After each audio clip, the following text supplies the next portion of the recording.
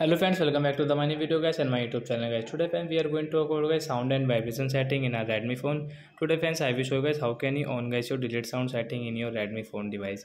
Friends we want to on guys your delete sound setting then you can on it, and guys now let's see how to on delete sound setting in Redmi phone. Today I will show you. So before starting video friends, first of all you can subscribe the channel, click the bell icon, like my video. So when we will on our phone setting to on delete sound setting, then guys scroll it friends, you can see this tab of setting friends, click on guys your sound and vibration setting guys.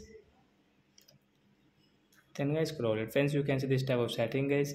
So friends we will scroll additional setting guys, we will click here friends, you can see your delete sound setting guys, tap here to on, so guys your sound will on in your Redmi phone guys.